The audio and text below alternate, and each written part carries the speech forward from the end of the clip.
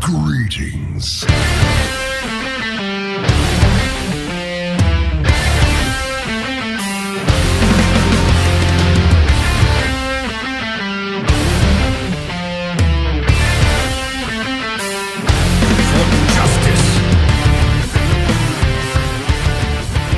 Howdy! Welcome to Hearthaholics, a Hearthstone strategy podcast about sitting back, chatting with friends, and figuring out how to be more awesome at this game.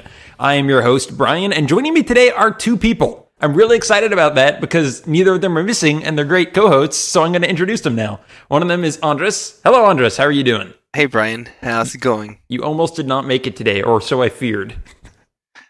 Fortunately, I am here. I did have a few incidents this weekend regarding my car and other stuff we were not going to go into, but I am here, and I'm very glad. So I have a theory about that, which is actually that it was all sabotage from our competitors in the podcasting landscape who just wanted to ruin our podcast by destroying your weekend and thus making you unable to record.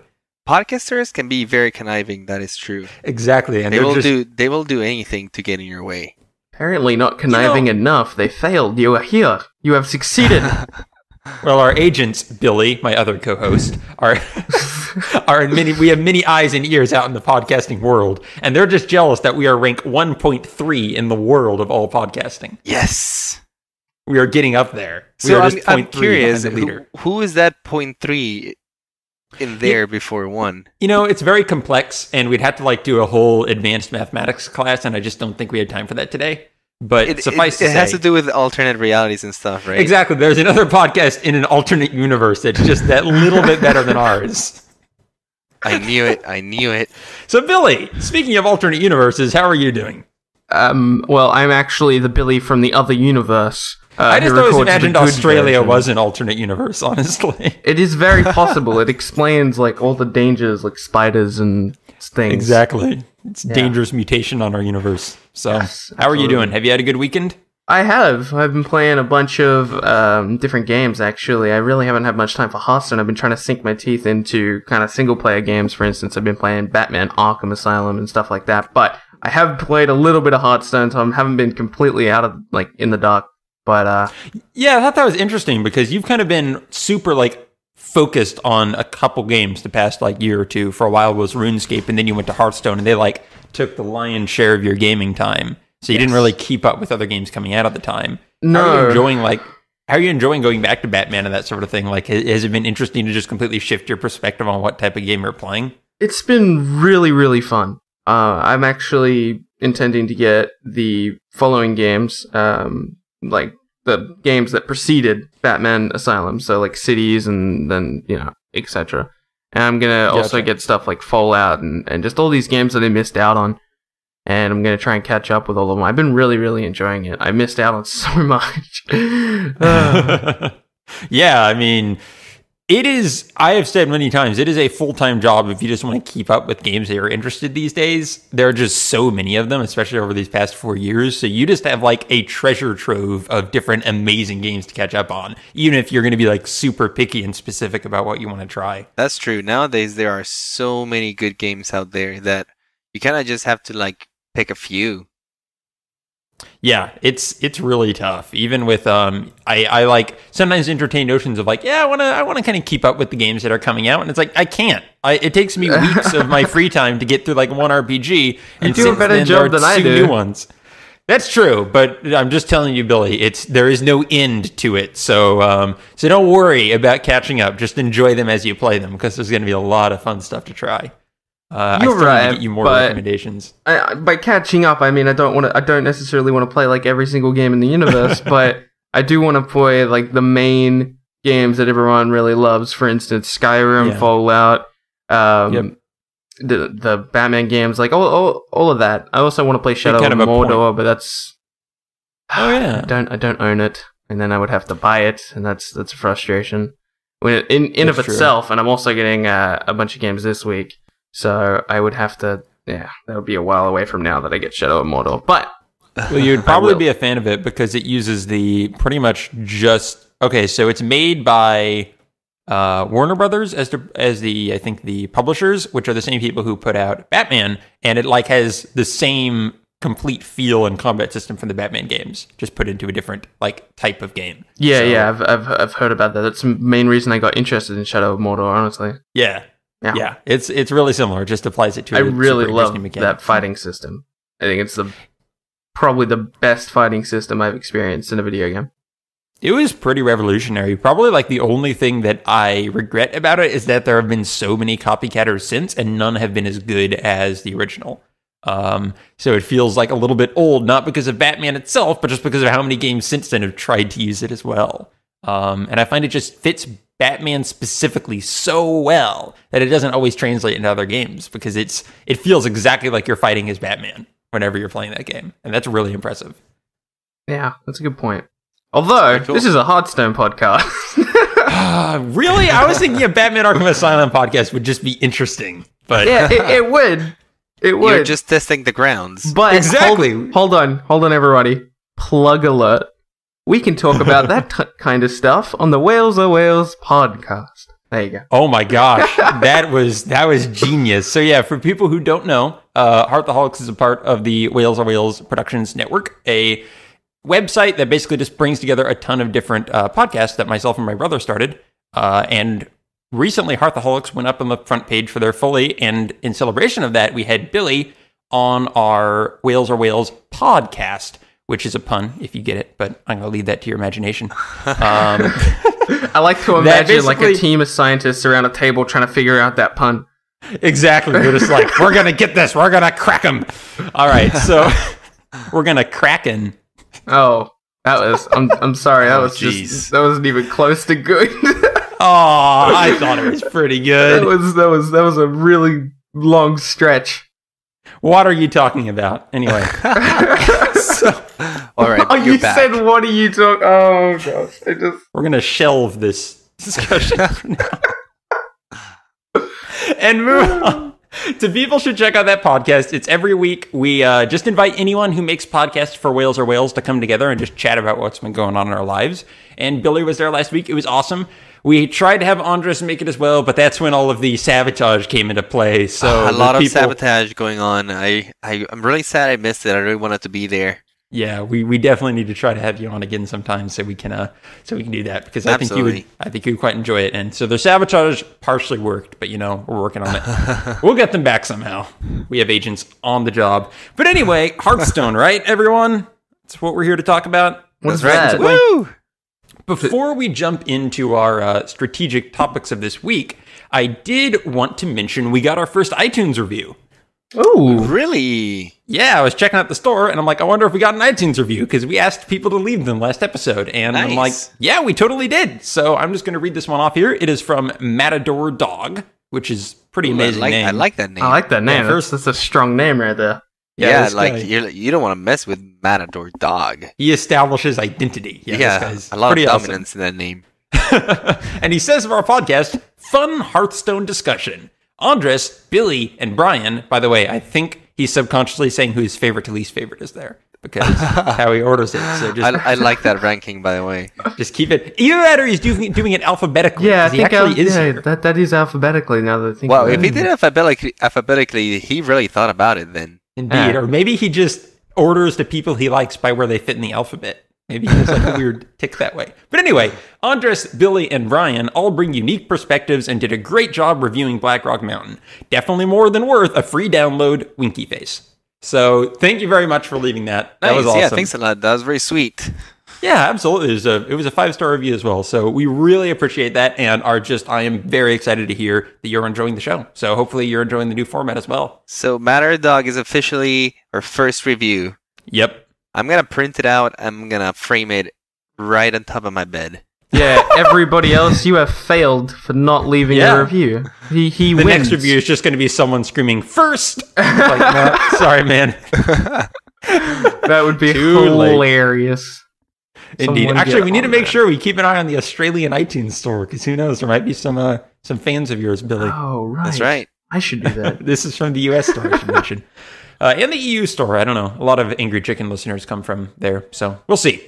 Moving on, though, to our topics, I am going to start with mine here because I'm narcissistic that way. Uh-huh. This past week, guys, I have been trying to learn Handlock. I've never played Handlock before, as you guys might know. It always sounded incredibly interesting to me. I just always felt I didn't have the cards for it because all the lists I saw included Jiraxis, and I don't have Jiraxis, and I don't have very much dust, and I don't buy cards very often. So I'm like, well, I'll wait until I get all the other legendaries I want and then try it. But recently, I've been seeing a resurgence of deck lists that don't actually use Jiraxis. They use other in-game threats, focus more on the giants and finishing things out, etc. And don't use Melganis either, who I also don't have. So I decided I would give it a go, and I am really confused. So how do I play Handlock? Bryan, my friend, you have come to the right place. It just so happens to be that Handlock is probably one of my most played decks. It's one of the first decks that I decided to consciously craft in this game and learn upside down. I was playing it back in the day when Face Hunter was ruling the metagame, when Starving Buzzard and Unleash the Hounds was still a thing, and that was pretty much Handlock's arch nemesis. I was playing Handlock back then. So you're a Handlock hipster. That's right. I've had my fair share with that deck, and I know Billy has had some pretty good experience with it too. That's right, Billy? Yeah, I've played a lot of Handlock. It's not my most played deck, but if I had to, rate my top 3 decks, it would be in there. It's Miracle Rogue, Freeze Mage, and Handlock, correct? Wow, that's perfect and in order. Yeah, I've been listening to your opinions, Billy. I've been keeping tabs. You guys know each other really well. That was like legitimately perfect. Once you can tell the other person's favorite decks in perfect order, that's when you know you're friends. You're true friends. Yeah. Yes. There's nothing else past that point. That is the pinnacle of friendship. Indeed. So, Handlock, guys. I'm trying to even figure out where to start because this is, it's a pretty broad thing on how to play this deck. But, what would you say the most important principles are to keep in mind? I would say before we even go into, the deck itself, I would say Handlock is not one of the most popular decks right now. But, that being said, I think Handlock has a very special place in the metagame as is right now. It does struggle against Face Hunter just because they can do so much damage. Although nowadays, Face Hunter is more of that hybrid hunter. I don't know if you guys have encountered in the ladder. It's like half Face Hunter, half mid-range hunter. Mm-hmm. But I've seen a little of it. But the true deck that Handlock shines against right now is Patron Warrior. Patron Warrior has a lot of trouble against Handlock because it only runs 2 executes, and Handlock puts up a ton of huge taunts that the Patron Warrior eventually can't get rid of before, he kills itself trying to weapon down all these guys. Mm-hmm. In addition, I've noticed Handlock seems to have clears that work pretty well against patrons. Yeah, exactly. Handlock counters that deck pretty well. And on top of that, Handlock has a very good matchup against generally most control decks. It's really good against Priest.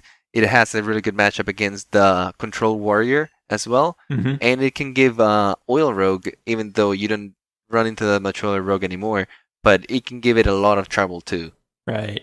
That makes sense. So I think it's a deck worth talking about and analyzing right now because it does have a pretty good spot in the metagame.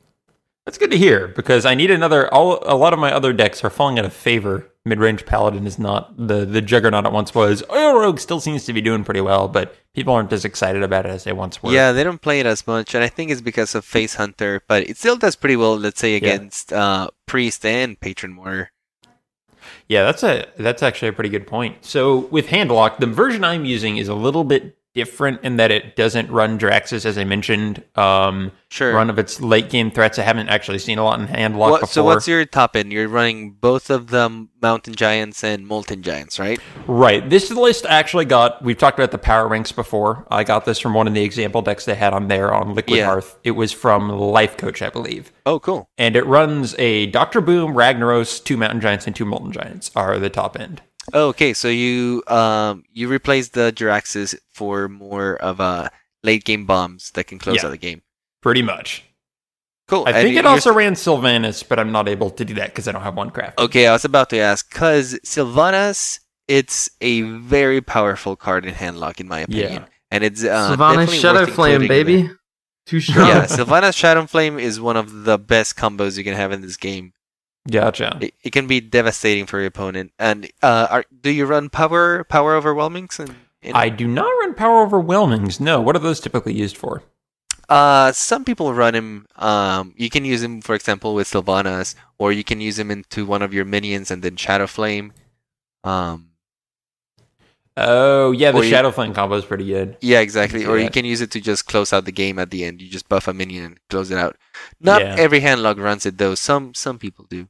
Gotcha. So before we jump into the specifics, I'm curious, like, what should my goal as a handlock be? Am I trying to, like, play tempo? And am I trying to, like, close the game out? Like, what exactly am I trying to do with this deck? So, I think Handlock has two main ways of playing the deck, and that depends on what you're facing. There is the control matchup, and then there's the aggro matchup, and I feel that you play those two very differently, as well as you mulligan for very different things on both of them. Let's start with the control matchup, because I feel that's the more standard way of playing Handlock that most people know. Sounds good. With that one, you basically want to start the game by tapping and filling up your hand. You're mulliganing for Mountain Giants, you're mulliganing for the Drakes. Hold on, there's a very important question here. Andres, in Handlock, there's kind of a split between players of whether coining and tapping is a good play or not. What do you think? I think it depends on the matchup, like I said. No, but I'm saying in the control matchup that you're talking about.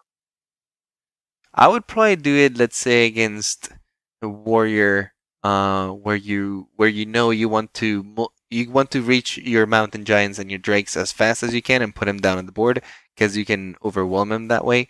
But it's less important in matchups, let's say, like Priest or Oil Rogue. Yep, I agree. That was the litmus test. Yeah, that was the test, because a lot of people don't know if that's even an option when playing Handlock. Like In the mirrors, that's actually really useful too. If you're playing against someone on Handlock, tapping in the first turn is actually pretty good. So one of the most evil things with Handlock, just as a quick aside for the coining, is, you can get a Twilight Drake out on turn 4 with it, which can be helpful. He has that one less life since you played the coin. But the really evil thing is when you're like, oh wait, my Mountain Giant costs 4. I can play that on turn 4 now. So you play your coin, and then suddenly he costs 5, and you're like, I can play that on turn 3 now. That's a common mistake. Yeah. People see the coin, they're like, oh, I can coin it out, but they don't realize that is by being in your hand, it's discounting the price by 1.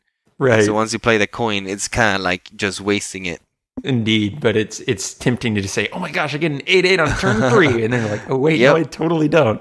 But anyway, continue the control matchup. But yeah, basically, you just want to find all your big guys, right? The Mountain Giants and your Drakes. Then you can put out on turn 4. Turn 4 in your control matchup is like your turning point.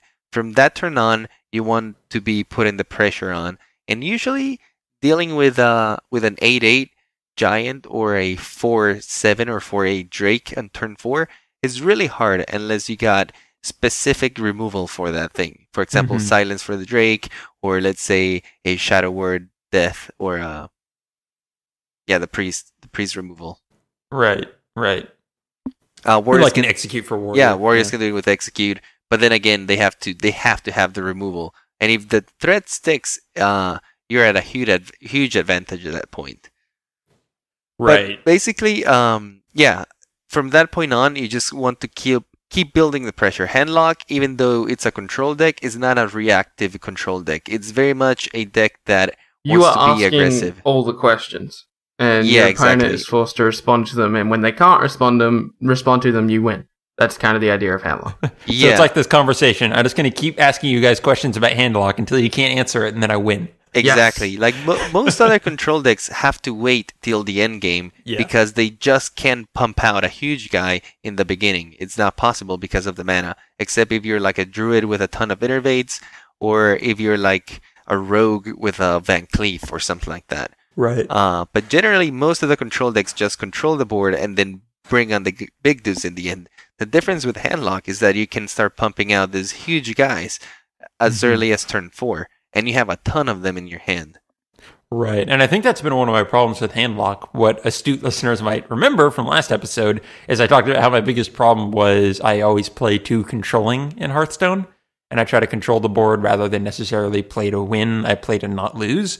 And with Handlock, I think I've found myself doing something similar where I use all of my tools to clear stuff to more of keep myself in a good position and say, well, I can play these big guys later once I, have the board kind of secured. And I think that's leading to me not putting as much pressure on as I potentially could be. Like, for example, even if your opponent develops something in his turn 4, let's say one of his minions, I don't know, a Violet Teacher or a Yeti, a Shredder, anything like that, it's sometimes most of the time correct to just develop your own big dude, because it's usually more threatening than theirs, and they're usually the ones forced to deal with yours rather than the other way around.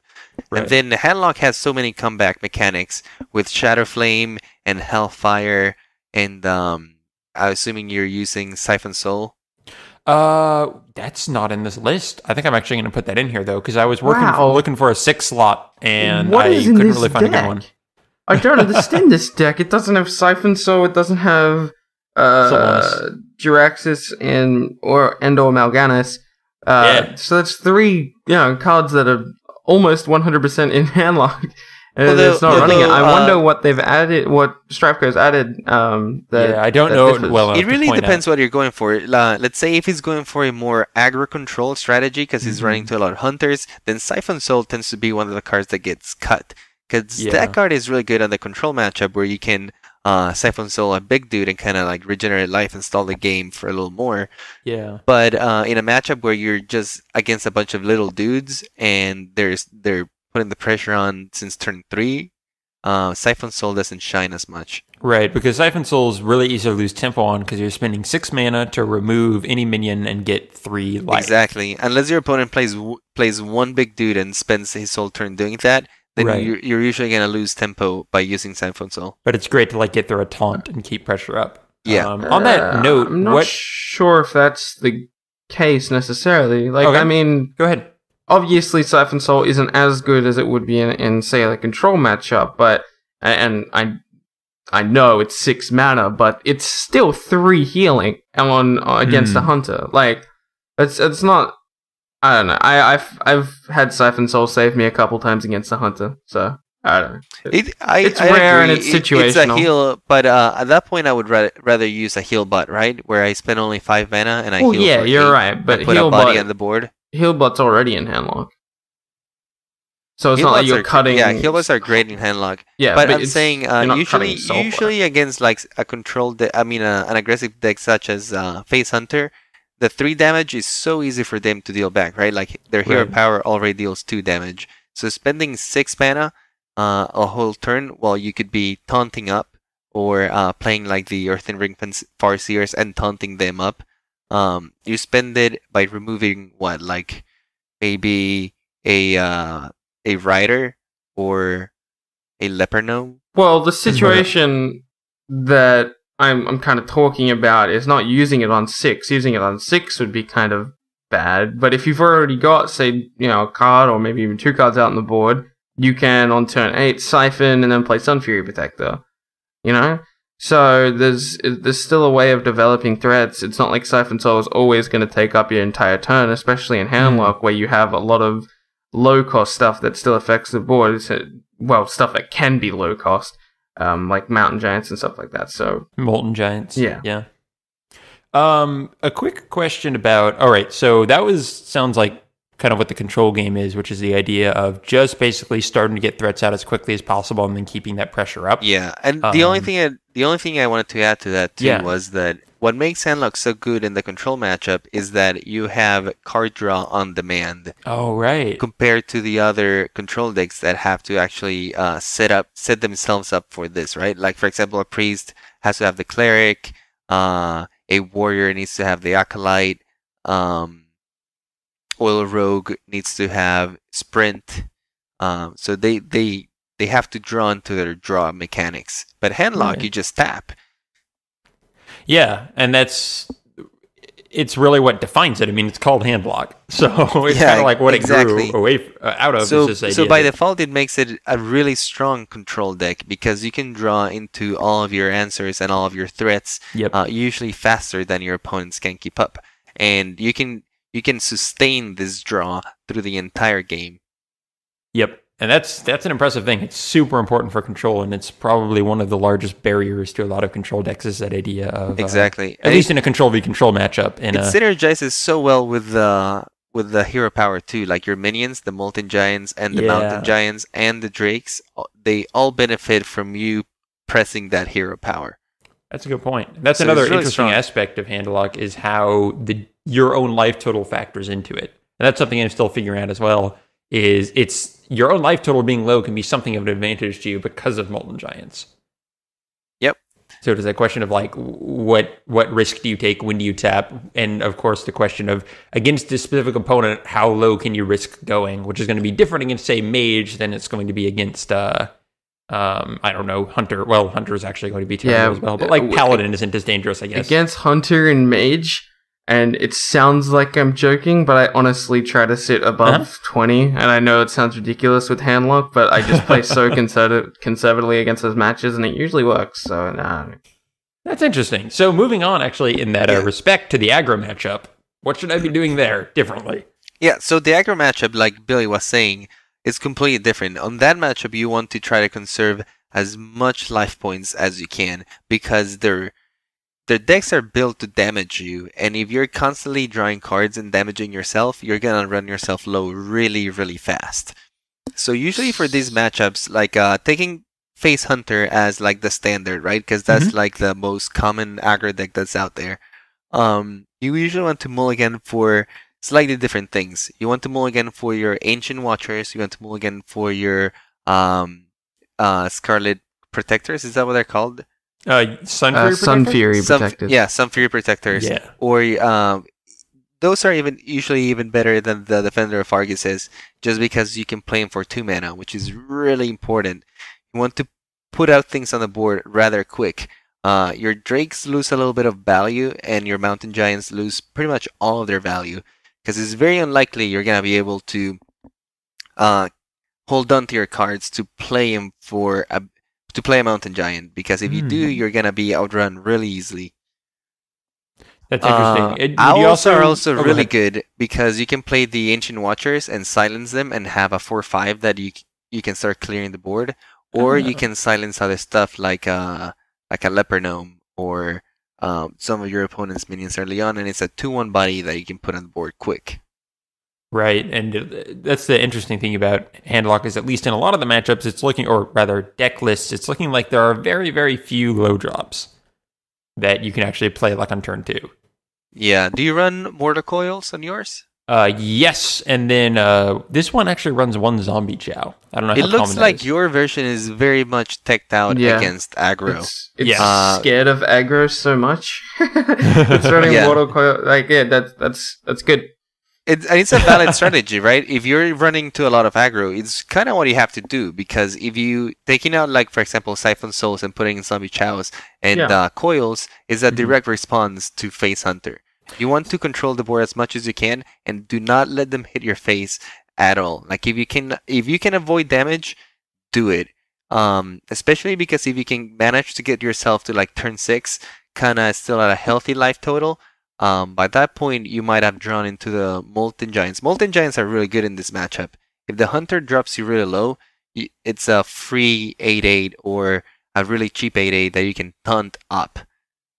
Gotcha. So, like, in an example against Hunter, what do you think like the end game is? Because early on, you're just trying to avoid damage, but at some point, they're going to just kill you with their hero power if you don't, fight back. Yeah. Is the idea of you kind of just wait out the game until you can maybe play a Dr. Boom or some Molten Giants? So, sorry, you go. Go ahead, Billy. Well, for me, what I do is I just kind of try to hope I get a heal bot, to be honest, and then overwhelm their board. And then once they can't do anything and I've got taunts up, that's when I throw down my heal bot so they can't just slap me with hero powers. And then, you just overwhelm them and beat them in the face until they die. So it sounds like kind of the dream scenario in terms of comeback for this deck would be like a Molten Giant heal bot. Because you're able to use the advantage of low health without actually putting yourself at that risk in the long term. But like a good opening hand versus an aggro deck would be like Molten Giant, Mortal Coil, the Ancient Watcher, and a Sun Fury Protector. Okay, that would be really nice. That's really good. Let's say you play your Ancient Watcher in turn 2. Turn 3, you play your Sun Fury Protector and you coil down one other stuff. Now they have to owl your your Ancient Watcher, or they risk just losing too much damage to that guy and losing a lot of their creatures. So you're already like stalling for damage, and then hopefully, like Billy said, you'll draw into a heal bot, and usually that's your get back in the game card. But do not use the heal bot until you put down a Molten Giant in the ground. You definitely want to draw into the Molten Giant, and sometimes you might be forced to tap because you really, really want to have these Molten Giants. Once the Hunter drops you low enough, one of the most devastating turns you can do to them is play the Molten Giant and the heal bot on the same turn. Right. Yeah, gotcha. So that is a really good point, but that being said, still think about it. Don't always have this preconceived notion that I cannot heal bot until I get a Molten Giant. It's a lot better if you do heal bot after playing a Molten Giant, but sometimes in those matches you do need a heal bot earlier. But if you're passing on turn 12, you're just passing and you're at 12 life, and you suspect they have, maybe a couple at that point, a hero power and 2, what's it called? What's that? I can't remember it all of a sudden. One that does 5 damage. Kill command. Yes. Yeah. They have a couple kill commands in hand and hero power. They can just murder you. So you might have to play the heal bot. Absolutely. Use your own discretion, right? If you're really low in life, like you're at 10 life and it's 7th turn, and you maybe only have a taunt on play that they might be able to silence, then by all means, use a preemptive heal bot. But I'm talking about, let's say you are at 18 life and you're holding on to a heal bot and a Molten Giant in your hand. At that point, just tell yourself, let the Hunter think that he's going to be able to kill you, let him go all out on you, maybe throw you down to 10 life where that Molten Giant's going to be free, and you can play Molten Giant heal bot and then taunt with a Sun Fury Protector. And at that point, the Hunter is going to start to sweat a little bit. That's what we're all aiming for. Yeah, that'd be a painful situation to be in as Hunter. Better yet, something you could defend your targets if that's the case, because you'd have 10 mana. Yeah. Yeah. That's when you can. That's the point where you can start dropping your defenders and stuff like that. What do you guys think about Emperor Thaurissan in this deck? I like Thaurissan in that deck. Although I've seen that the versions that play Thaurissan also play a more combo-y type of handlock, with like the 1-turn kill combo that you can deal like 20 damage with the Arcane Golem, Power Overwhelmings, and Faceless Manipulator. Yeah, that's the interesting thing actually about Thaurissan. As when he is coming out, there was a lot of speculation about how he is going to buff every control deck, but what he really buffs is every combo deck. He's really good with combo decks. He enables a lot of crazy plays. For sure. So something else I want to know about is trading with minions, because that's something interesting to me about Handlock, is you typically have minions that can do way overkill when you have to trade with them. Yeah. But you're also worried about your life total. So are there any like rules of thumb or ideas you have about trading in general with this, or when you should start going damage? Generally speaking, you want to let your opponent trade into your big dudes. You want to put yourself in a position where they feel threatened and they have to respond to you, like I said. Because usually you can deal with their minions through the form of AoE. You can just Shadow Flame a Watcher, or you can Hellfire their board out of existence. So, because it's very inefficient as Handlock to use a giant to, let's say, remove a 2/3, right? You usually want to be sending the giants to the face. Drakes are kind of like the bread and butter in this deck. They're kind of like a toss-up. They're really good for control of the board. They're also good for going face. But I would say with the Drakes is more of case-by-case basis. With the giants, generally you want to be going face and just force them to trade into yours with the taunts and stuff like that. Yeah, that makes sense. The idea of getting that initiative by taunting them up, I guess that's kind of a natural synergy it has there. Because once they're taunted, unless they're going to play spell removal, then you kind of have a free pass to be able to start going for face, and they're going to have to deal with it. Anyway. The only different case would be aggro decks like Hunter or Zulok, where you definitely have to assume control of the board, and usually the Giants and the Drakes are not very efficient at that, and that's why you usually don't mulligan for them in those matchups. And would you mulligan for AoE in those matchups? Yes, you want to. Hellfire is pretty good, especially because it synergizes with Molten Giant. I would say Molten Giant is your go-to card in that sort of situation. Right. And this is probably an obvious question, but the card that I don't have that would most help my deck right now, would that be Sylvanas? I would say Sylvanas is really, really good in this deck. I would argue maybe one of the core cards in this deck next to the Giants. You can definitely make it work without it, but once you put her in, you find so many uses for this card, both in the control matchup and the mid-range matchup is amazing.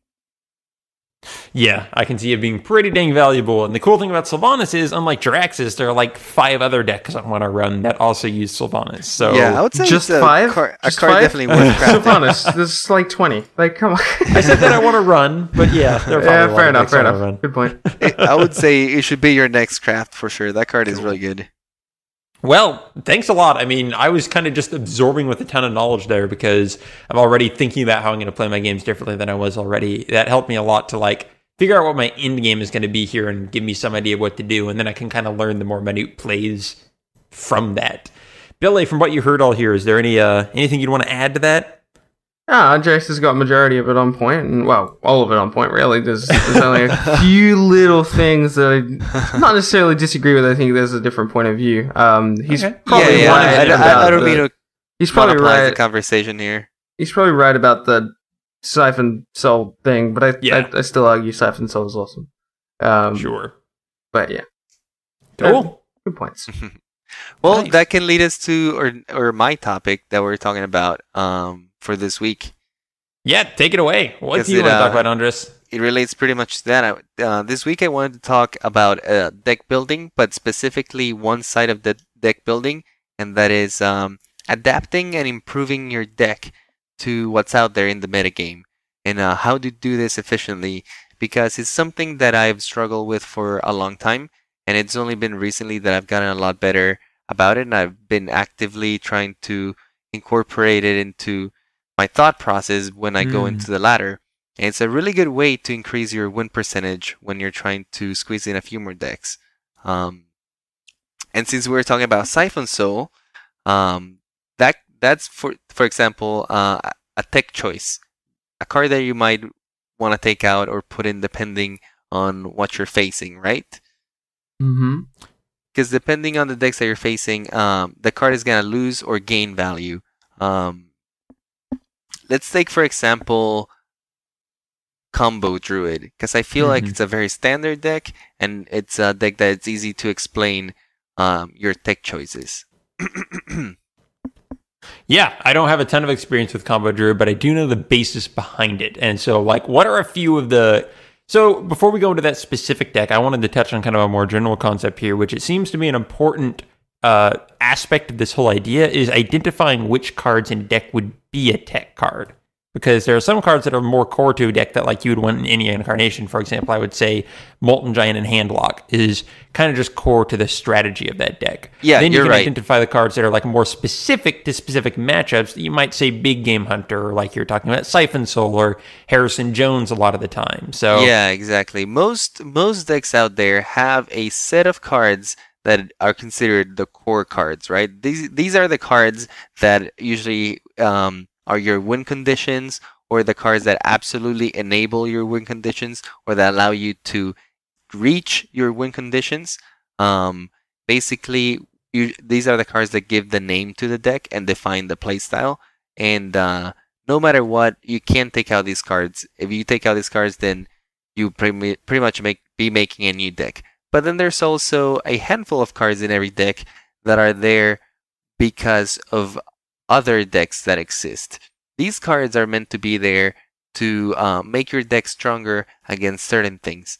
And what I mean by that is that you can make your deck stronger against aggro decks, or you can make your deck stronger against control. You can make your deck more resilient against weapon classes, or you can make your deck more resilient against like big dudes by incorporating like Big Game Hunter or Heart Removal and the like. Right. Like Dr. Boom, he has a card that only goes in maybe 1 or 2 decks to respond to a very specific meta. You barely ever want to use You mean to respond to every deck out there?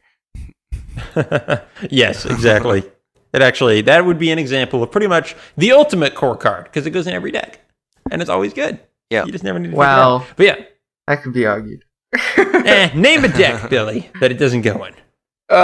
Face on it. Gosh darn it, Billy. Freeze Mage. You had to disprove me right away. Yep. You're just trying to stop me from making these hyperbolic statements, but I'm going to make them. Gosh darn it. So yeah, Combo Druid. But anyway, yeah, I wanted to start with Combo Druid because I think it's an easy deck to explain, and an easy deck to explain this concept of tech in your deck. So there are a few cards in Combo Druid that are pretty important in the deck and that should never be taken out, right? We're talking about, first of all, the combo, Force of Nature and Savage Roar.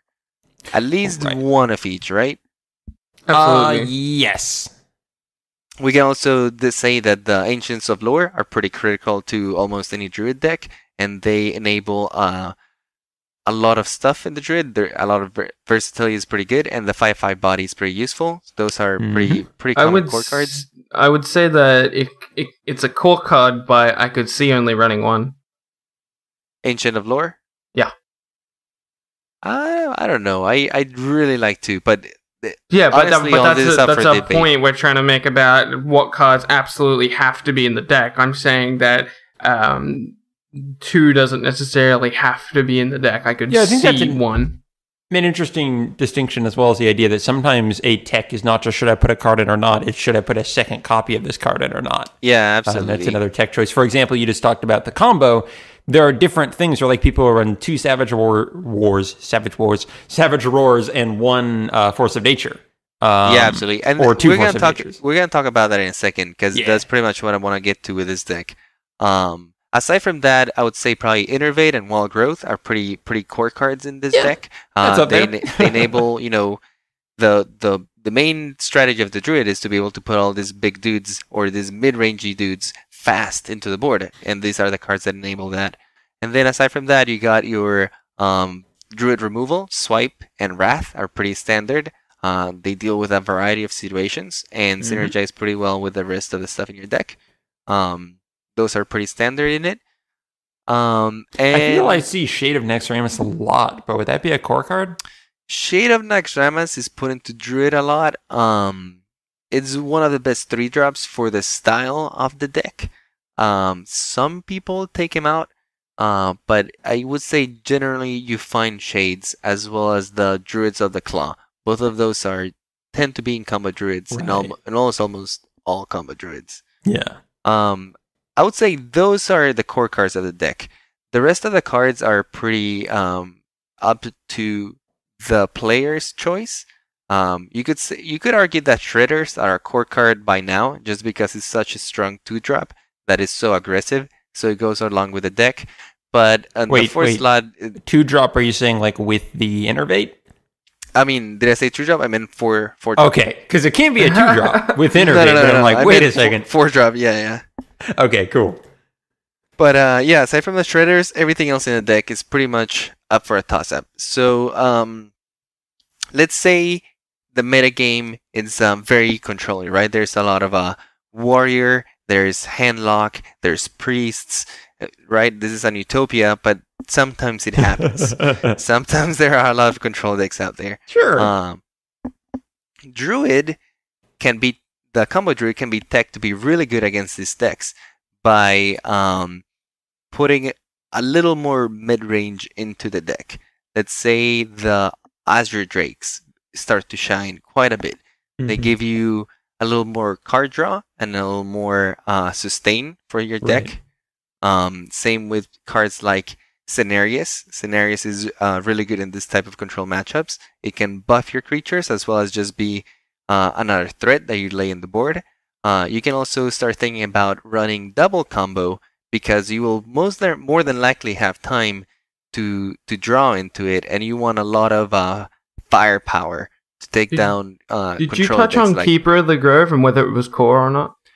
Oh, Keeper of the Grove. We missed that one. That's a pretty core card. It's almost in every druid deck. That is the 2/4 that can either silence or deal 2 damage to a target. Yes. Right? I was interested in your opinion on that because one of my decks that I'm running right now, which is not a combo druid, but it is a druid deck, is only running one Keeper of the Grove, and I was wondering what you thought about Keeper of the Grove and whether it was an actual core card in. I think in Keeper is pretty core for the combo druid. Yeah, for sure. It's super versatile and it's super good in almost every matchup.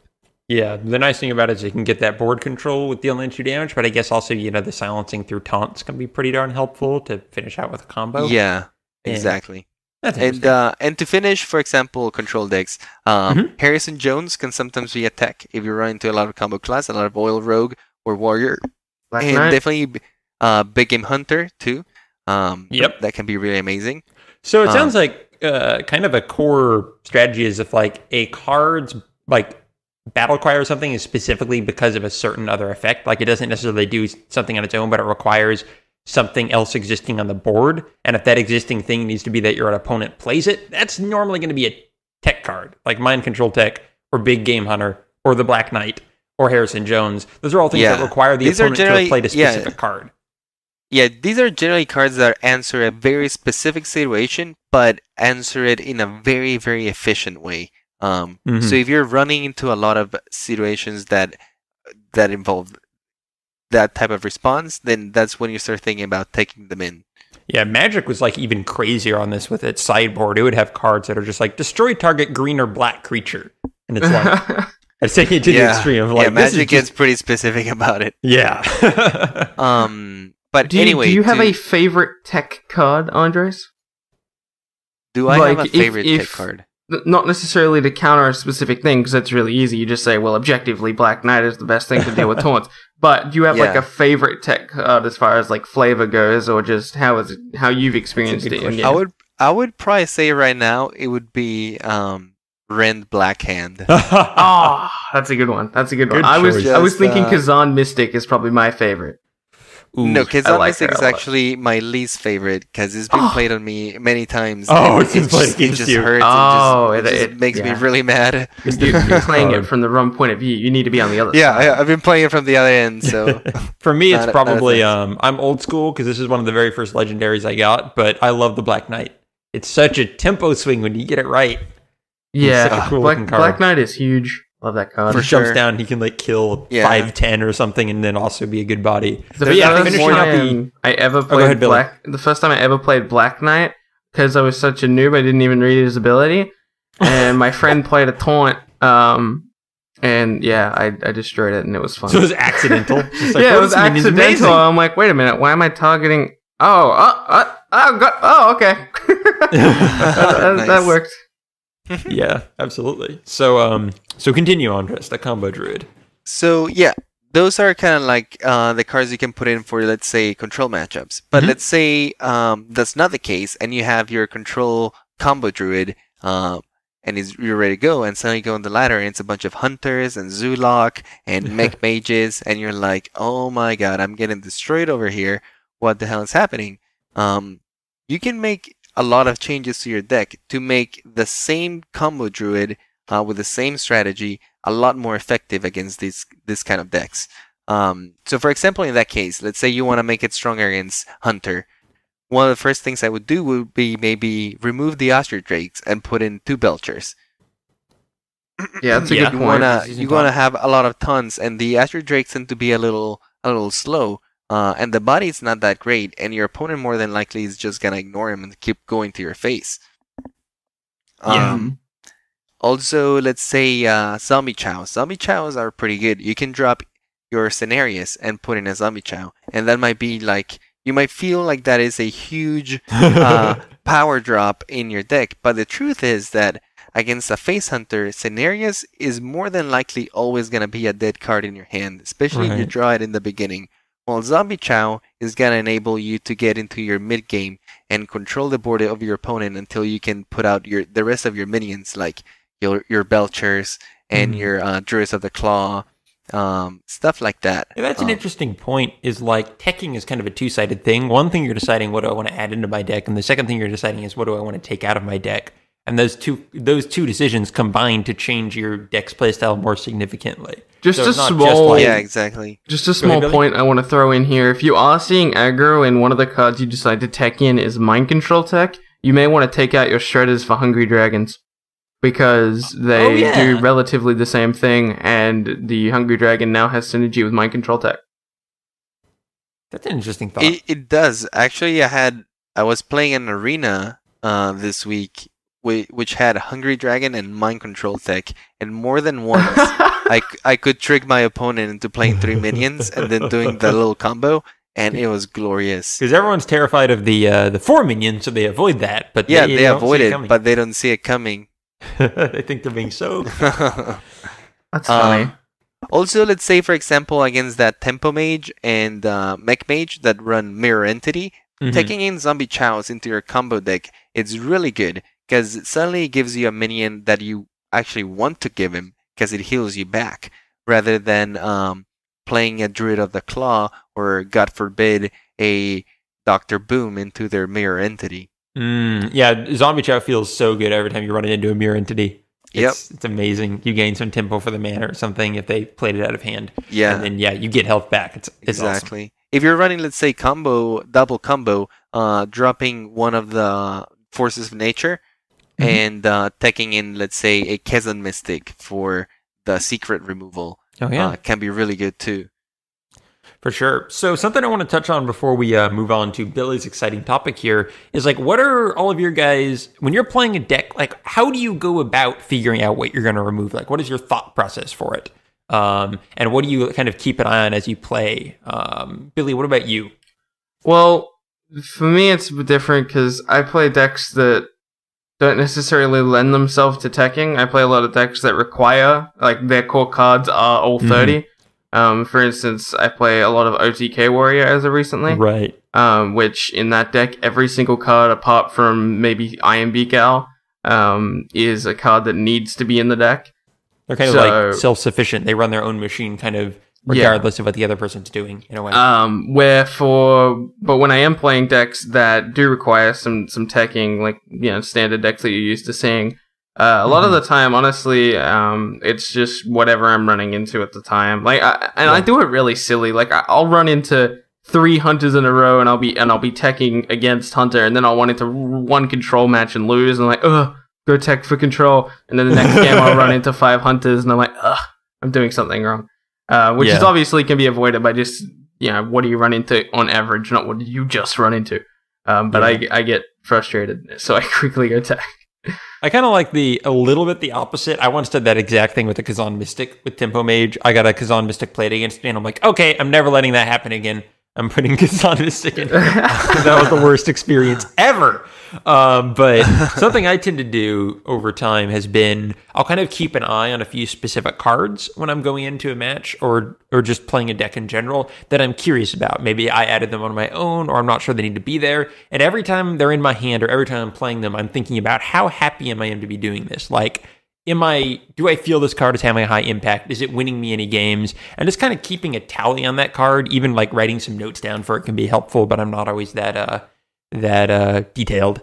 But over time, I'll kind of just keep an eye on those cards, and depending on how they've been working for me, I might change them out. So sometimes I can be a little bit too unreactive to what's out there, because I'm focusing more on how I feel my deck is playing more than what I'm specifically seeing. But that's partially because I don't play a quantity of games enough to have a great feel. Like, I don't get a large enough statistic pool of games in a given week to know exactly what I'm fighting.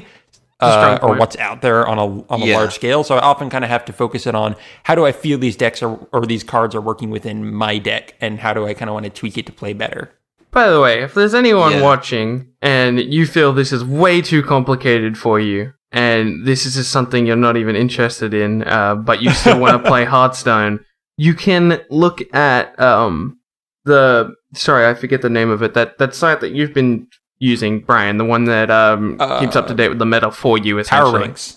Yeah, power ranks. You can use that, and you don't need to worry about any of this. But if you're a perfectionist and you want to do this all on your own, this is why we're having this discussion. Right. This is how you can learn to do this yourself. Right. Yeah, for sure. I was gonna say exactly that. There's a lot of ways to go about how to know what cards to change in your deck. It definitely requires some time and some analysis. You have to think about it a little bit, and you have to be a little analytical about it. But if you don't have the time to sit down and do all this, there is a ton of information out there on Reddit or YouTube and different website guides. The power rankings is a good way to see deck lists that are very current and that have been adapted to the metagame.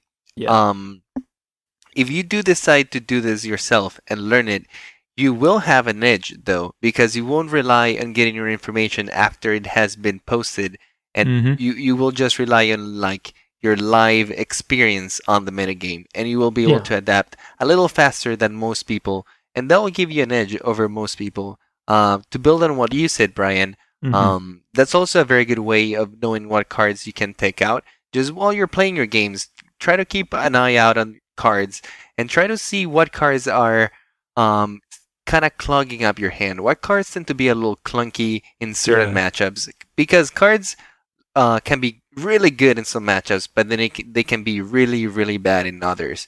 So just watch out for these cards, and if you're noticing that you're running to a lot of matchups where the same card over and over just seems to not be working, start thinking about what other cards you can replace it with that answer more of the situations you're running into, right? Yeah. I found it's just, for me, been a really good way to dip my toe in the waters of full deck building, because building a deck from scratch is way more daunting than this, and you're probably going to get a lot less building from scratch is really hard and requires a lot of time, and if you are good at deck building, then you are already really good at this game. Yes. I would say it's easier to learn how to adapt your deck to the meta than just build a deck from scratch all by yourself. That is very effective. And my personal favorite thing about teching actually isn't necessarily about making my deck better, but it's about having at least a personal touch to my deck. Because as someone that mostly net decks, because I play on the ladder a lot and I like to keep track of what's out there so I can sound relatively informed on this podcast, etc. Sometimes I also like to have, some amount of personality to my decks. I'm sure a lot of other people like that too. And sometimes you can just remove one or two cards that aren't essential and just try something new and fun. Yeah, and that makes it your deck. Yeah, it might not win games for you every time, but it'll surprise people. And it's also just a way to, get some creativity in Hearthstone, because it's really about fun and experimenting in addition to just winning. And sometimes the element of surprise can be really, really strong in this game. Sometimes when your opponent is not expecting you to play certain cards, you can really capitalize on that advantage. Coming up on turn 7, they're expecting Dr. Boom. You play War Golem, Wisp Wisp. You win. Yeah. You win. They have no way to counter that. I mean, they might just be like, "Oh my god!" They're like, "This little exorcist is dead in my hand now." But yeah, it's going to be, it's just helpful because like you said, Andres, if the information is out there posted on the internet, people are going to be able to pretty much count the cards in your deck at some point if they're really keeping an eye on the meta. So even those couple cards outside of that can completely throw their calculations off. Yep. Which is neat. All right, Billy, we talked about teching cards a lot, and that was awesome, Andres. Thanks for bringing that discussion. I thought that was absolutely a fantastic one. But Billy, you brought a very interesting discussion this week. What did you want to talk about? So this has been an idea which has kind of been floating around Hearthstone for a while, but I've been particularly interested in it because as of right now, there's not really a way to get a friend into Hearthstone. I mean, you can spectate his games, but that's not really fun because you're not playing with him. Also, you're not progressing, which is, I mean, you have to kind of give up time for your friend, which is fair enough. It requires your friend being someone who really likes to take constructive criticism. Yeah, and that's and sometimes that can be a hard line. That's not very consistent. A lot of people see constructive criticism, or you just trying to teach them, or just showing out pointers. They see that sometimes as insults. So there's no real way to play with a friend, like a new friend in Hearthstone. Yep. And that's why the 2v2 topic has come up quite a lot, like a co-op Hearthstone experience where you verse two other people.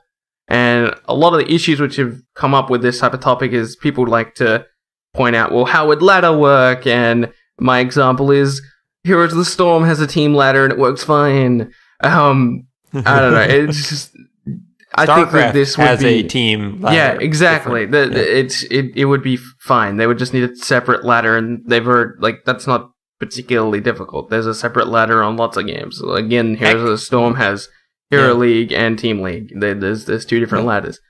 World of Warcraft has like 2v2, 3v3, 5v5. Exactly. So many examples. Exactly. There's no difficulty there. Now, there is a difficulty of actually making a 2v2 game mode, because yes, sir. A lot of cards in this game read stuff like, for example, Thought Steal reads, I'm pulling up Thought Steal, copy 2 cards from your opponent's deck and put them into your hand. Now, in a 2v2 setting, this would be confusing, because which opponent do you copy them from? Obviously, they could change Thought Steal to like a target thing, the same way you target like a Dark Bomb or something, specifically in 2v2. Or it would steal from, one from each player's deck. Something like that. I think it would be a fun way to play Hearthstone, and it would make me come back to Hearthstone more consistently. I mean, I'm still playing Hearthstone, as everyone knows, but I would probably throw it back on my main priorities if there was something like this, because Hearthstone's kind of lonely sometimes. A little bit. and 2v2 would make it a very fun experience. Not saying that it's not currently a very fun experience, but it would definitely improve upon it. And they've 2v2... Sorry. Oh, sure, yeah. 2v2 is what got me to play StarCraft. I would not have played StarCraft 2 like 1/5 of how much I played it if there wasn't 2v2 in it, because it brings that social dynamic in, and honestly, it reduces the stress of winning so considerably, because you're doing it with someone else. Absolutely. The stress and the obligation, all of that is being spread out over multiple people, and if you look at how, especially Heroes of the Storm have gotten like me and you to play with friends a lot, and I'm sure tons of other people, and just how much of a social dynamic it brings to the game, I think it would be an amazing boon for Hearthstone, really. For me, it'd probably be negative for my health, because I'm just probably yelling at every friend I have. But it would definitely be a fun experience. I agree with that. Like you said, Brian, one of my fondest memories from Magic the Gathering, when I used to play it a lot, was playing with friends and just playing a 2v2 two-headed giant. That's how it was called in back in Magic, or it's still called like that. And just allying with your opponent and coming up with a strategy that would beat the other team. And I don't know, just like the competitive spirit would be a little higher when all the people had a companion and they were, fighting against each other. New strategies would come about. For instance, like, now that it's 2v2, what do we do? Absolutely. What like synergies combinations do we have? of heroes and stuff like that. Like, for instance, you might both play Paladin so that you can both the other person can muster for battle on his turn, so that on your turn you can Quartermaster or something like that. Or you can have like a priest and a hunter where one deals a lot of damage and the other one kind of keeps them alive. Yeah. Or something where you have a super combo heavy deck, and then the other deck is like super control. So the combo deck has a longer time to survive, so that he can pull off his combo, or something like that. Yeah. So I think one way to make this work, because you're right. Right now the cards are not made for a mode like this, and I think we might have talked this a long time ago in one of our conversations. But I think the one way to go about this would be to release a specific set of cards that is just intended for 2v2, right? And it can come in its own separate pack. And when you buy packs for that, you can only use those cards in your 2v2 mode, and they're not meant to be used in the regular ladder. I could see those being additional cards, but I also have faith in Blizzard to be able to create all of the existing cards and make them work, because if you look at games like Magic, there's literally no way to change the card text on Magic, and every one of those cards can be used. I think the only idea you have to really throw out the window is that it will be balanced, and by that I mean fully balanced. But StarCraft what if 2v2, they could make ahead. it kind of balanced, though? Yeah. I mean, StarCraft 2v2 isn't fully balanced. They balance that game around 1v1, so it becomes a new kind of metagame to figure out what kind of strategies become more overpowered when you have more opponents with you. Yeah. And Magic's the same way. So I think it would also help because it would create a game mode that people kind of take less seriously. Oh, dude, I just broke the game. Hold on. Rogue, Priest, OP. Because for Priest, you set up something like a Death Lord or a Mogasham Warden. Okay. Hold with me. I know that sounded ridiculous. Yeah, you play Master of Disguise as Rogue, so now you've permanently stealthed your friendly massive taunt guy, and then you have a target for Divine Spirit, Inner Fire. So you're just gonna stay like what Now, possible way? The other question is, would it be different life totals for each player, or it be like I think so. a common health pool for like each team has one health pool? I don't like a common health pool because I want to see like insane highlight videos where one guy survives and manages to beat the two other players while he's on his own because his teammate, that's fun in StarCraft. I wish I had a broader base of trading card games because I came straight from Magic. Plus, we're talking about a situation where the game mode wouldn't be particularly balanced; it would be there for fun. So I think that even more would lean towards splitting the health pool. I could see a combined health pool. I just personally would prefer a split up health pool for every player. I don't know if they came up with a mode like this, I would rather see it being made more on the balance side. And if there's gonna be a whole ladder around it, I would rather be like specific cards for it. Maybe like one health pool so that it's always a team and it's never like, hey, this guy got killed first, so now we're just going against you. And true, the comeback stories would be pretty cool. Well, it would kind of like make it not as much as 2v2, right? Yeah, I think if they were to do this, and given the history with Magic doing it before them, the single health pool probably makes more sense just because it also cuts down on the number of new things you're keeping track of. I can see the two health pools just like leading to these really weird strategies where it's like, well, we have to do a rush strategy on one player with both our decks combined because that would just give us such an advantage. That would kind of become the strategy every time. That's is a good kill point. one player first. So I maybe can see it being like a higher the players health would pool have to that's share the board too, where you can only have 7 minions total. That would be interesting. I wonder if that would lead to clogged hands or something. There's so many problems that could come up. Well, I mean, So for you would me- have to adapt your strategy, right? Yeah. If you're getting clogged hands, then that means that it's not a strategy that would work well. That's a good point. Yeah, exactly. You just have to tweak your strategy if you find that it's clogging your hand. Also, I'm sure someone's going to bring up the fact that the board, there's no room for a second hero portrait. Well, sir, they've proven in the past that they don't mind taking out one of the scenery plates. For instance, in the phone, there's no scenery plate at the bottom right or left-hand corner. So they could take out the two scenery plates and then put one in the center and then have the hero portraits where the scenery plates are currently.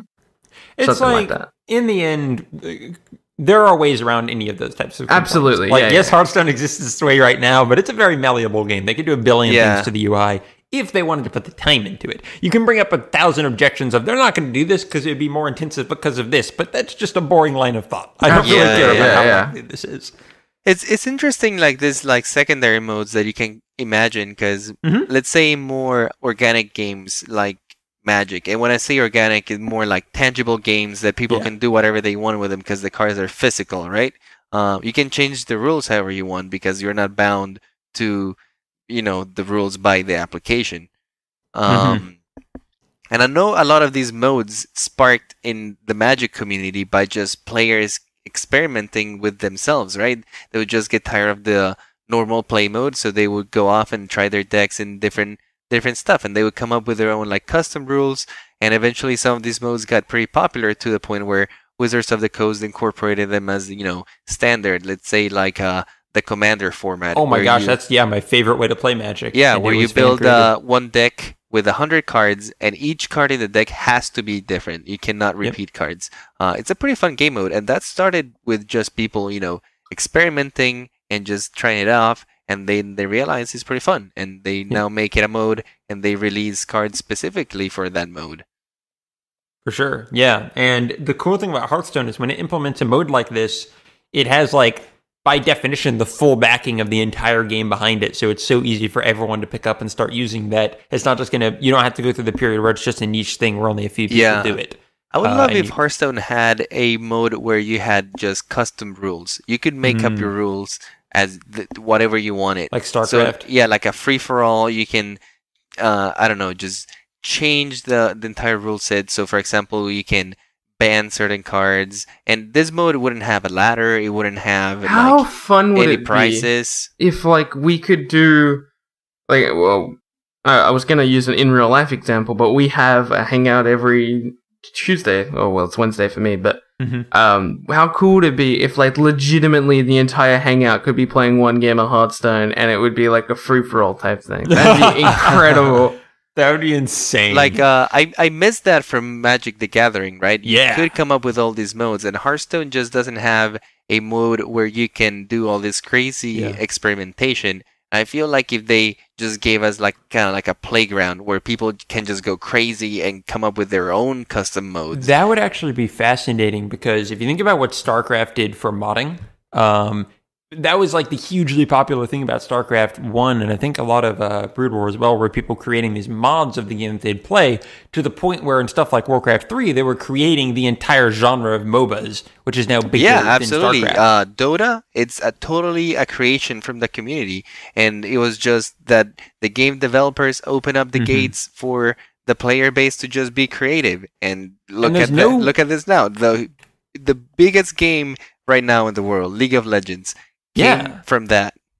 And there's no analog for that in trading card games right now. So Blizzard could come into that space and say, hey, do you want to create cards and see how they affect each other? Well, now you can like make your own cards, choose from this library of art, make it stats, apply our that would be mechanics crazy. to it. You're thinking about like creating your own cards? Yeah, it would be pretty simple. I mean, that one would of the be easiest possible games to have a creation system like in change Hearthstone. stats and everything. That would be like players could do their own sets and stuff. And granted, okay, this would have to be a long way away. If this ever happens, this topic has gone from this original topic of 2v2, which could be like in the near future, like within the next year or two.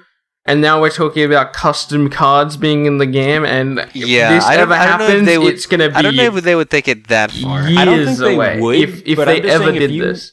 If you look at where games are going right now, the most popular games in a lot of ways, especially among younger audiences, are things like Minecraft. True. And if Blizzard had a way to harness that creativity again, especially for a genre that right now people have no way to do that, it could just inspire people to come up with new ideas constantly, which would also just help. I just thought of an issue with this. What would that be? I don't think that this would ever happen purely because it would remove a part of the aesthetic of Hearthstone, which is, first of all, the original art, and they couldn't have a massive library of art, right? You would see duplicates of cards. Also, I think they would just dump the existing art of the cards, and then you can just repurpose it, right? Yeah, and I think it would do the same for sound effects. I mean, if they wanted to go crazy, you could like choose, I want the attack sound of this card. But if they want to be simple, just like I will use the sound effects of Mad Scientist, but it will be this card instead. Still, I think that ruins half of the flavor behind Hearthstone. And to be honest, I'm not sure I would even want this in the game. I'm gonna be completely honest. I don't know if the custom card creation would be in their best interest, just because they would give like too much freedom to the players. And what happens is when they release an expansion, someone just makes a custom version of the expansion that you don't have to pay for. Nah, that's ridiculous. You can't use those cards in any mode. The cards would only be playable in the free-for-all mode, and you wouldn't get any prizes or ladder points from it, right? For sure. But yeah, I don't know. There'll be like too much freedom, and then maybe people just start playing the free mode and just create their own cards. Maybe they can find a way to monetize it, right? If you want to create a card, it'll cost you like 10 gold or something like that. Yeah, there could be a way, and the idea of using gold to create them is actually an interesting thought. But I agree that it's not really the way Blizzard run things now. But I think that's almost a shame, is that Blizzard used to kind of be leading the modding community, and more over time, they don't really do anything in that space. True. And it would be really cool to see their games kind of make a return to that, even if this is like a client outside of normal Hearthstone that people could play with. Yeah. There just isn't anything out there except really weird kind of outskirt stuff that allow people to create trading card games right now. And it's one of the easiest. I would love if they at least allow us to just do that little playground, right? Yeah. Where you can change the rules and maybe play with the existing cards, but just do your custom rules, so you can create your own game modes, kind of like what Warcraft did. It was still running in the engine, but you would create your own little scenarios and maps and custom rules. That is very feasible, and I'm going to continue to keep my dream alive of a fully moddable Hearthstone one day, where everyone is coming up with crazy new trading card games that become the most popular genre in the world. We're going to have a MOBA trading card game, whatever the heck that is. Nice. So silly. A tower defense trading card game? Like, I don't even know how that works. But anyway, 2v2 mode, right, Billy? Yeah. 2v2 That's mode. doable. Well, I mean, That's that's a pretty interesting conversation, though. The 2v2 mode, I think it's an idea of that like larger branch of things that could happen in this game. Mm-hmm. I think it will happen. I think it's a while away from now. It's probably going to be within, say, like the next. Yeah, I'm talking about the 2v2. I'd say it'd probably be within the next 2 to 3 years.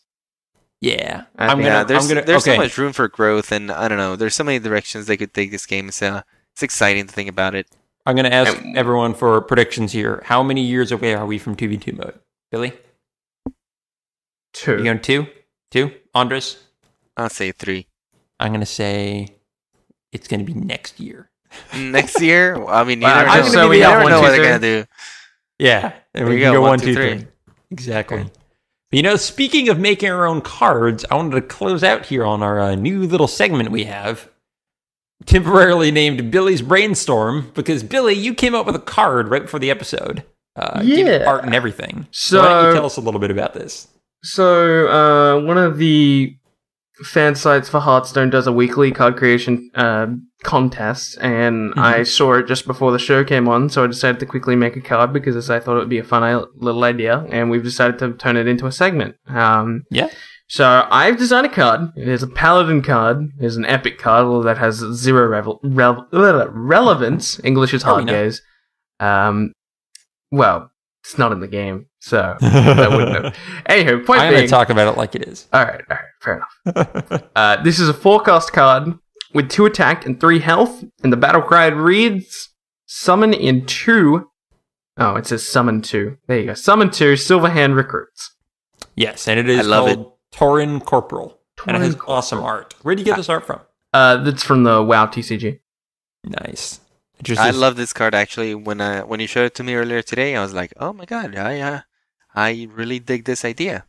Yeah, so it's 4 or 5 stats are 4, so it's not crazy there already. Yeah, I think it's very properly balanced. You know, it's basically a Yeti, but you just break it down into a 2/3 and 2 1/1s. So yeah, so the reason I wanted to make a card like this is because as of right now, with Muster of a Battle into Quartermaster, it's kind of weak because like you have to play it on 4, so now you're playing off curve. But now what you can do is you can Muster of a Battle on 3, and then on 4 play Tauren Corporal, and then on 5 play Quartermaster, and then hopefully by that time you'll have some Silver Hand Recruits still left over. And you'll be buffing some. I like Tauren Corporal. Hashtag Tauren Corporal. Yeah, I love that it plays. I love that it plays with the idea of a quartermaster and that idea of creating an army as a paladin. Kind of like it reminds me of like the White Weenie in Magic the Gathering, where you have all these little dudes that you start buffing up, and then you have like all these little dudes that look kind of weak in the beginning, suddenly are like huge, and you're like, oh crap, I'm gonna die. Yeah, I like it because it's a very basic card. It's just, you know, it is a 2/3 and it summons other 1/1s. It's nothing like crazy with all these complicated new rules you have to learn, but it makes a large impact, I think, and plays into how Paladin has been most successful. It also synergizes really well with Knife Juggler, which is a card that's already very useful in that deck. It's a strong point. Yeah, I like this card. And then I also like that cards like this, and now with Muster for Battle, can open up the doors for a more like aggressive board control kind of Zooey Paladin. Like they already play like the Shocking kind of style. But these guys that you can buff with say like Abusive Sergeants or your other Paladin cards can be really nice for like just straight up removing and controlling the board. Yeah, I like this card a lot. It makes Paladin a little bit that much more weak to mind control tech. But, you know, they'll probably just grab a 1/1. So. But not that much, right? Because if they still get 2/3, you still keep the 1/1s. Yeah, which will probably be 3/3. So good Also, point. if I was putting this in the game, not that this matters, because like I said, it's not going in the game. Unless Blizzard, you want to hire me? No, but seriously, the way I would make this card in the game is it would pop out like Dr. Boom, so the Silver Hand recruits would be on the right and left-hand side rather than both being on the right-hand side, just for balancing issues with like Sun Fury Protector and my only suggestion would be maybe that I might make this a rare rather than an epic. That would be my own suggestion to it. Yeah, I like what that. What is your reasoning? I think at the end of the day, it's kind of like a Yeti, just like spread out. I don't know. I wanted it to be an epic because I want less good cards for Paladin in Arena. To be honest, this wasn't I didn't put a lot of thought into this. This was just thrown together real quick. Yeah. But the epic rarity, I want it. Paladin has really, really good common and rare cards. So I didn't want them to have more.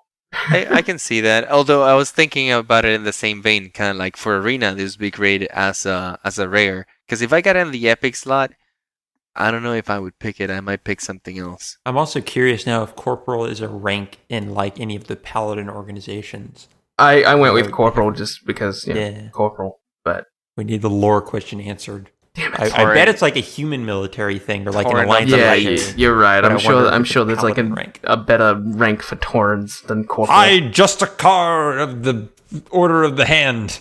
I don't know. That. I don't know Paladin also, lore well enough. There's like 0 Tauren Paladin cards in the game.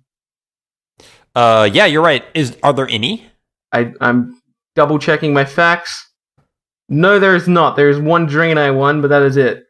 Well, there are probably, there's still that contingent of people who say Tauren should have never been Paladins to begin with. That darn Cataclysm. Wow. Ruining all the races. Rude. And lore. Oh, yeah, Cataclysm is what created the Paladin. They like added a bunch of classes in for each race. I'm aware. Okay. I'm informed. You sounded confused. Well, for people who didn't know, who aren't as informed I was Billy. saying it was rude because... okay. Taurens should be Paladins because they're awesome. Yeah, see, we're not racist here. We're all for Tauren Paladins. Yeah. So. Speaking of things, that is my best segue this time. I'm sorry, I'm tired. Speaking of things, we are going to close out the show now. So are we sponsored by Things this week? We are. This week, our sponsor is Things. This is gonna be a pretty long. That's a very general segue. You can just use it whenever. Speaking of things, that's a good point, Andres. Speaking of that point, you can find us on Twitter at Hearthaholics. We are on YouTube. Just search Hearthaholics, a Hearthstone podcast. Same on Facebook. And you can find us on Whales or Whales by either going to the whalesorwhales.com homepage. We're up there on the front. Or going to whalesorwhales.com/Hearthaholics.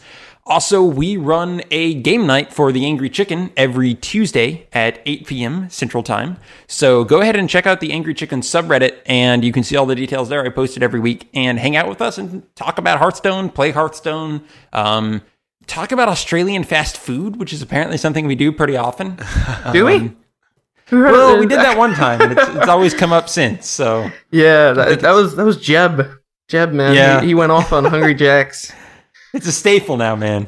We're going to be seriously disappointed when you come to BlizzCon if you do not bring any Hungry Jacks with you. I'm not bringing Hungry Jacks. I'll buy Burger King, and I'll put the Hungry Jacks logo on it and say, here's Hungry Jacks. Just bring a Hungry Jacks paper bag, buy Burger King, and trick Jeb into thinking it's actually Hungry Jacks. That's genius. Jeb, go to BlizzCon next... No, not next year. Next year. Go to BlizzCon next year. Go to BlizzCon next year and forget everything you just heard. Yes. Yeah. So I'm not sure I've mentioned this on the show before, but you can actually email us at hearthaholics@gmail.com. We would love to get some listener emails in and read them off on the show and get off on wild tangents about whatever you guys want to talk about. So please send them our way and we'd be happy to read them. You can also send us stuff on Twitter at Hearthaholics, and you can find us on YouTube, or Facebook just by searching Hearthaholics. We are a production of the Whales Are Whales network, which is a network of a bunch of different podcasts that my brother and I run. You can just go to whalesorewhales.com and we're right there on the front page, or go to whalesorwhales.com/Hearthaholics to get straight to our page. Check out the other shows there. There's some really interesting stuff, and I think you might find something you enjoy. Also, if you want to talk to us in person, as in actually over the internet on a Google Hangout, we run a game night for Hearthstone for the Angry Chicken community, which is a fellow Hearthstone podcast that actually inspired all of this. So head over to the Angry Chicken subreddit and you can find all the information there. I post about it every Saturday. We meet up Tuesdays at about 8 p.m. Central Time and play Hearthstone for a few hours and just chat about stuff. Finally, you can find us all personally on Twitter. Andres is iPlayGames. That's IPLAI Games. Billy is B Brawley, and I am Lord Meldor. That is LORDMELDORR. Our intro music, it is brought by Andres's music production company, Masseve Music. You can find them at MASSEVE music.com, and the name of our intro song is Let the Hunt Begin. It is awesome. I can vouch for pretty much everyone when I say that. Also, like I said, we are on iTunes. We thank Matador Dog once again for leaving us that 5-star review, and you too can leave us a 5-star review and be thanked for it by heading over to iTunes. And we're on Stitcher, which I'm not sure I mentioned before, but head over there. It's another podcast feed of sorts that I hear a lot of Android people do. I use an iPhone, so I never really check it out, but hey, apparently it's a thing, so we're on there. Finally, I will leave you with our flavor text of the week. Go ahead, carve your initials in him. Let the hunt begin.